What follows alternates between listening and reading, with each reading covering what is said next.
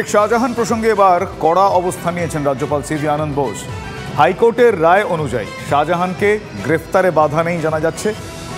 রাজ্যপাল বলছেন যত দ্রুত সম্ভব শাহজাহানকে গ্রেফতার করা হোক, না পারলে 72 ঘন্টার মধ্যে কারণ দর্শাতে হবে, এমনটাই বার্তা দিয়েছেন রাজ্যপাল। যত দ্রুত সম্ভব শাহজাহানকে গ্রেফতার করা হোক, যদি না পারে 72 ঘন্টার মধ্যে কারণ দর্শাতে হবে, এমনটাই বার্তা দিয়েছেন রাজ্যপাল সিভি আনন্দ বোস। আমার সহকর্মী দীক্ষা ভূঁইয়া এই মুহূর্তে আমার সঙ্গে টেলিফোনে রয়েছেন। দীক্ষা, রাজ্যপালের তরফ থেকে কি জানানো হয়েছে, এখনো পর্যন্ত তার কোনো রকম প্রতিক্রিয়া কি পাওয়া গিয়েছে? দেখো, হাইকোর্ট আজকে যে প্রধান বিচারপতি যে রায় দিয়েছেন সেখানে বলা হয়েছে যে শেখ শাহজাহানকে গ্রেপ্তারে কিন্তু কোনো বাধা নেই, সেখানে কোনো রকম বাধা নেই তাকে গ্রেপ্তার করতে। এরপরই রাজ্যপাল রাজ্য সরকারের কাছ থেকে জানতে চেয়েছেন যে শেখ শাহজাহান হাইকোর্টের নির্দেশ অনুযায়ী কত তাড়াতাড়ি গ্রেপ্তার করা যায়, তত তাড়াতাড়ি যেন তাকে গ্রেপ্তার করা হয়। যদি গ্রেপ্তার না হয়ে থাকে তাহলে তার 72 ঘন্টার মধ্যে কিন্তু তার কেন গ্রেপ্তার হলো না তার রিপোর্ট দিয়ে পাঠিয়েছেন। পাশাপাশি আমরা দেখেছি যে একটি অভিযোগ উঠেছিল যে একটি বাচ্চাকে ছুঁড়ে ফেলা হয়েছে বলে এরকম অভিযোগ উঠেছিল। সেই ঘটনার তদন্ত করতে বলা হয়েছে। যদি তদন্ত দেখা যায় যে সত্যি এরকম কোনো ঘটনা ঘটেছিল বা ঘটে থেকে থাকে, তাহলে সেই ক্ষেত্রে কিন্তু যারা অভিযুক্ত তাদের বিরুদ্ধে কড়া ব্যবস্থা নিতে হচ্ছে।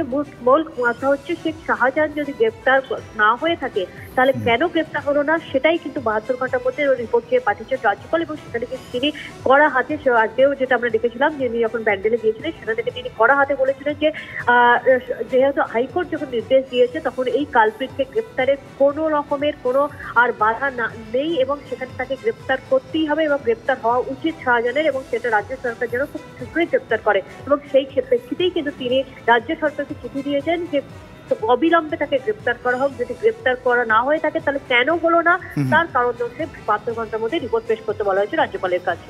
বেশ, ধন্যবাদ দীক্ষা। অভিনেতা বিশ্বনাথ বসুর শিশু পুত্রকে নিগ্রহের অভিযোগ তার প্রতিবেশীর বিরুদ্ধে।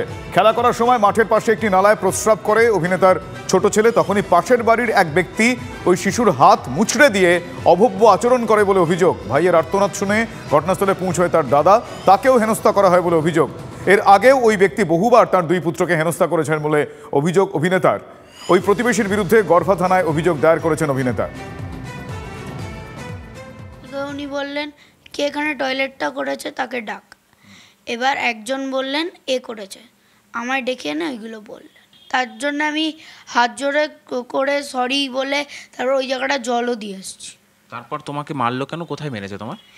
এই হাতের এই জায়গাটা পুরো মুচকে দিয়েছে। ব্যথা আছে এখনো? হ্যাঁ। যে বাচ্চাটার 8 বছর বয়স, সে যখন ভুল করে বলছে যে আমি ওখানে জল ঢেলে দিচ্ছি, সেটা সে না অ্যাগ্রি করে সে তাকে বলছে ওটা চাটতে। এটা একটা ওনার 60 ইয়ার্স এজ, এটা একটা মানুষের পক্ষে সম্ভব? একটা বাচ্চাকে আমি কতটা আঘাত করছি, আর তার মানে সে যে ট্রমাটাইজড হয়ে যাচ্ছে, সে কোন দিকে চলে যাচ্ছে, তাহলে কি শিক্ষা দেবো আমরা?